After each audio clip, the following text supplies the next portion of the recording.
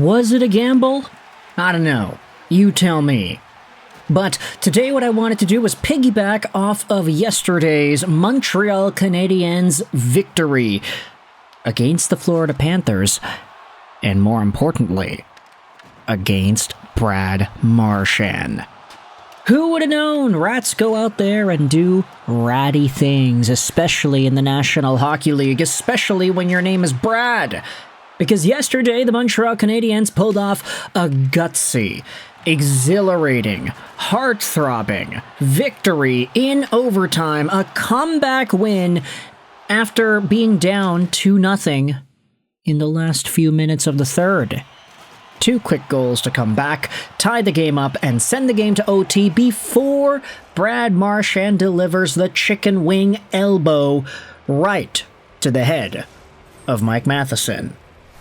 The Montreal Canadiens go on the power play, and then they score and win. Beautiful.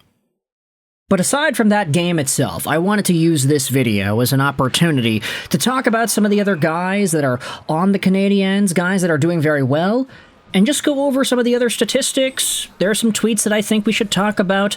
Of course, this takes nothing away from the game we saw itself and the clutch goal scoring that we had seen to tie the game up. Shout out to Cole Caulfield for dipsy-doodling, dangling his way right in front of Daniil Tarasov and going 5-hole. That kept the Canadiens in it for real. But yesterday, we saw ourselves this post made by Marco D'Amico after the Habs won.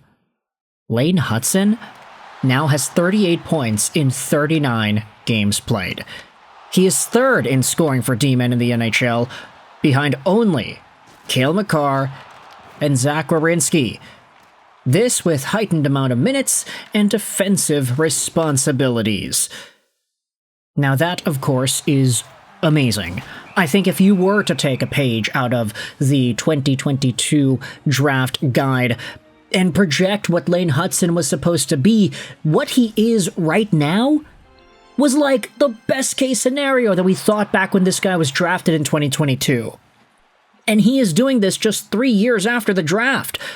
We can't even begin to articulate the caliber of player that Lane Hutson is ascending to at this young stage of his NHL career. Only Makar and Werenski have more points than him on the blue line. That is outstanding. Of course, Lane Hutson was able to get himself multiple assists in yesterday's Montreal comeback. 2 assists on the night, both of the goals that Hutson assisted on. He also had assists from Noah Dobson. And this is what I wanted to refer to when it comes to Montreal's Dobson bet paying off. Take a look at this. Hockey Insider went out there and posted on Twitter, the Montreal Canadiens have 2 defensemen in the top 6 in the NHL in 5v5 points. Mike Matheson is 24th. What do you notice about this list? And included is the NHL's point production for defensemen amongst 5v5 play. Cale Makar and Zach Werenski are 1-1. They're tied. Lane Hutson is number 3. Jacob Chychrun's number 4. Josh Morrissey number 5. And then Noah Dobson is tied with Sam Malinski and Evan Bouchard for number 6. Now, let's just go out there and say this. Big shout out over to Sam Malinski. The guy's going out there and actually scoring a lot of points this season. That's pretty good, I would say. Evan Bouchard, of course, is mostly a power play merchant, which is why he is not higher up on the list. But you could also say that Kent Hughes ain't on the list too. He's a power play merchant in his own right, but also it's the fact that he was playing on Vancouver for the first half of the season. That's not going to get anybody's production up. But for Noah Dobson, to see him literally be a top 6 defenseman in the National Hockey League in terms of 5v5 points, it really goes to show you just how this bet paid off. And the reason I'm going to call it a bet, a gamble if you may, is because of all the rhetoric, all the discourse that we saw about this guy when the Montreal Canadiens acquired him in the summer before the draft. The fact is, Noah Dobson was a pretty polarizing figure for New York Islanders fans, going out there and saying, hey, The guy wants this amount of money. He wants $10 million. Well, he's not worth that. Oh, he ended up getting $9.5 with Montreal. Yeah, well, that's a bad contract because he's not that good. Yeah, it's true. Dobson had a 70-point year with New York just a few years ago, but he declined and he's not good. He's this, he's that, he's the other. We had Islanders fans slandering this guy's name like crazy. Not necessarily because they all gave up on him, but I do believe it's because they're kind of ticked off at the fact that he didn't really want to sign the money that he got with Montreal with New York. He took a discount to go to Montreal. He wanted to be a part of the team, and the fact that his declined production from last season left a bad aftertaste in many fans' mouths, you definitely did see a negative response, I'd say partially because of that. Now when you take a look at it, ignore the 5v5, power play production, whatever, just go over all points. Noah Dobson has 27 points in 39 games played, on pace for 57 points on the year.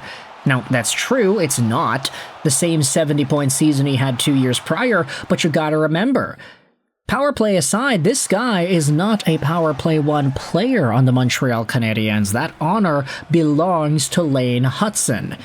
And in a way, the Lane Hutson progression is going above and beyond crazy because, we already mentioned this in a few videos earlier on in the year, but because Noah Dobson is on the Montreal Canadiens, because Dobson and Matheson is a #1 pair for the ages that this team is running into the ground, it gives Lane Hutson more time with Slafkovsky and Demidov, 2 very good offensive players on the second line, and it gets Hutson more well-rested for those power play opportunities.